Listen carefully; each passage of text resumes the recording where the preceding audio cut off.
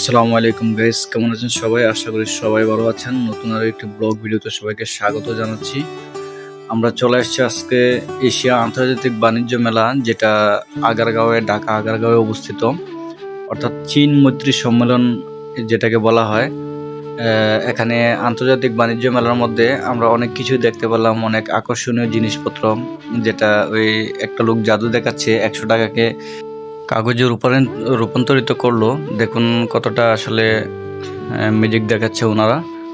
আমাদের কাছে ভালোই লেগেছিল এই পণ্যগুলা। তারপর পরে আমরা দেখতে পেলাম এখানে আশেপাশে অনেক জিনিসপত্রই রয়েছে, যা অনেক আকর্ষণীয় এবং সুদর্শন। সর্বপ্রথমে আমরা মেলায় যাওয়ার জন্য, অর্থাৎ এশিয়া আন্তর্জাতিক বাণিজ্য মেলায় যাওয়ার জন্য আমাদের চমলক্ষ বাহিনীদেরকে নিয়ে আমরা রওনা দিলাম। এখানে ছিল ইয়াসিন ভাই, তারপর হচ্ছে আজাদ ভাই, আর সুমন এবং আমরা তিনজনে মিলেই সর্বপ্রথমে সায়েন্স ল্যাবের পাশ দিয়েই এখানে মিরপুর লিঙ্ক 34 অর্থাৎ যেই বাসটা পাওয়া যায় ওই বাসের মধ্যে আমরা উঠলাম। ওঠার পরে ওই দিক থেকে আমরা রওনা দিয়ে ঢাকা আগারগাঁওয়ের দিকে যাচ্ছি। তারপর পরে আমরা দেখতে পেলাম এখানে অনেক লোকই জড়ো হচ্ছিল যাওয়ার জন্য। আমরা চলে আসছি সেই আগারগাঁওয়ের ঐতিহ্যবাহী যেই চীন মৈত্রী সম্মেলন, অর্থাৎ এশিয়া আন্তর্জাতিক বাণিজ্য মেলা। এখানে দেখতে পেলাম হাজার হাজার মানুষ এখানে ভিড় করছে যে এই বাণিজ্য মেলায় ঢোকার জন্য।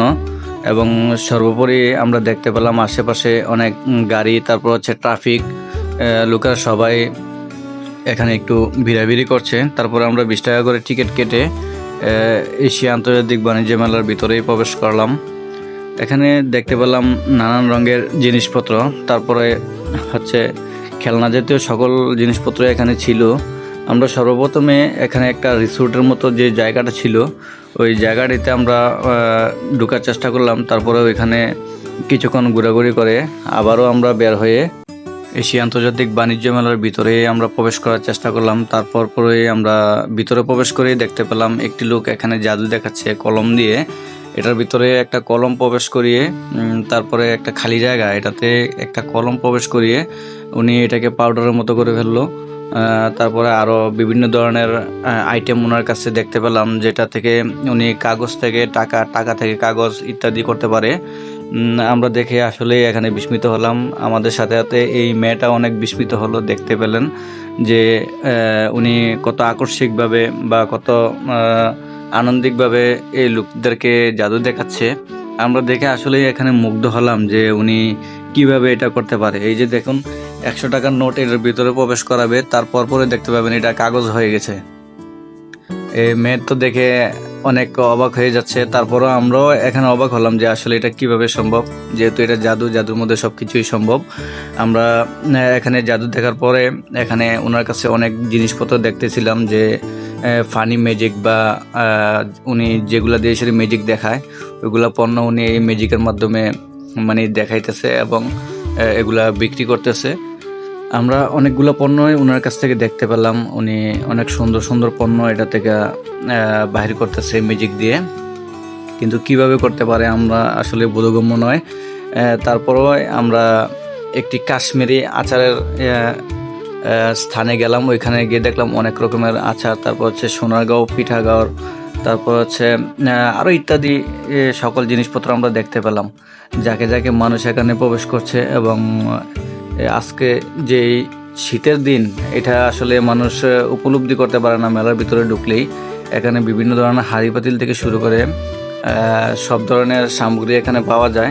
আমরা দেখতে পেলাম অনেক রকমের চামচ থেকে শুরু করে যেগুলো অফার প্রাইস 80 টাকা, অনেক সুন্দর সুন্দর জিনিসপত্র এখানে পাওয়া যায়। আমরা ঘুরতে ঘুরতে অনেক ক্লান্তই হয়ে যাচ্ছিলাম, কারণ বাহিরে ঠান্ডা, ভিতরে অনেকটাই গরম ছিল মানুষের জন্য। মানুষ এত পরিমাণ ওইখানে ভিড় করেছিল যে আসলে এটার ভিতরে প্রবেশ করাটাই আমাদের জন্য অনেক দুষ্কর হয়ে যাচ্ছিল। তারপর আমরা দেখতে পেলাম বিভিন্ন ধরনের এই যে মাটির হাঁড়ি পাতিলা থেকে শুরু করে বা খেলনা জাতীয় যত কিছু আছে সব ধরনের প্রোডাক্টই উনি সেল করতেছে এখানে। এবং শাড়ি কাপড় থেকে শুরু করে ফার্নিচার ইত্যাদি, হোম টেক্সের ফার্নিচার থেকে শুরু করে ওয়ার্ল্ড গ্রিন ফার্নিচার দেখতে পাচ্ছেন আপনারা, অনেক কম দামে এনে সাশ্রয়ী প্যাকে পাওয়া যাচ্ছে। এবং রয়্যাল টেক্সেরও কিছু আমরা ফার্নিচার দেখতে পেলাম, এগুলো অনেক মানসম্মত। তারপর হচ্ছে যে কিয়ামের কিছু প্রোডাক্ট দেখতে পেলাম, অনেক সুন্দর সুন্দর প্রোডাক্ট, যেগুলো আসলে সাশ্রয়ী প্যাকেজে অনেক মানুষ কিনতেছে, দেখতেছে। আমরাও দেখতে দেখতে অনেকটা সময় এখানে অতিক্রম করলাম। তারপর পরে আমরা আবারও ভিআইপি ইন্টারন্যাশনাল একটা দেখতে পেলাম, ওইখানে আমরা প্রবেশ করলাম। তারপরে অনেক জিনিসপত্র দেখলাম, যেগুলো আসলে ফার্নিচারের মধ্যে উন্নত এবং মানসম্মত, অনেক গুণগত মান যেগুলোতে রয়েছে এবং টেকসই করার সকল জিনিসপত্র আমরা দেখতে পেলাম। তারপরে আমরা আবার চলে আসলাম যে ব্লেজারের এবং কোটি যেখানে বিক্রি হয় ওইখানে।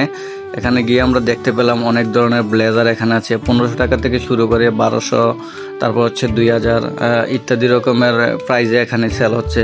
কাপড় থেকে শুরু করে মহিলাদের ড্রেস আপ থেকে শুরু করে সকল রকমের জিনিসপত্র এখানে বিক্রি হচ্ছিল। এবং এখানে আমরা আরেকটা জিনিস দেখতে পেলাম লক্ষ্য করে, যে ফ্ল্যাট বিক্রির একটা প্রজেক্টও ওনারা এখানে করতেছিল, যেটা আমাদের জন্য আসলে সম্ভব না। তারপর আমরা ওই জিনিসপত্র একটু দেখলাম।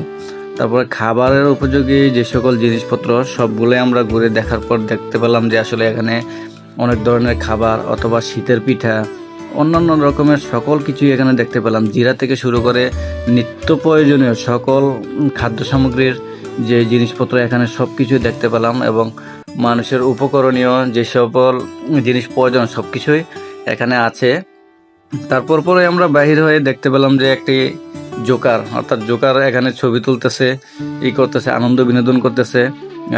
এখানে লোকজনের এই যে বাচ্চাদের জন্য ঘোরার অনেক সুন্দর সুন্দর জায়গাও রয়েছে, যেখানে আসলে বাচ্চারা একটু খেলাধুলা করতে যেখানে পছন্দ করে।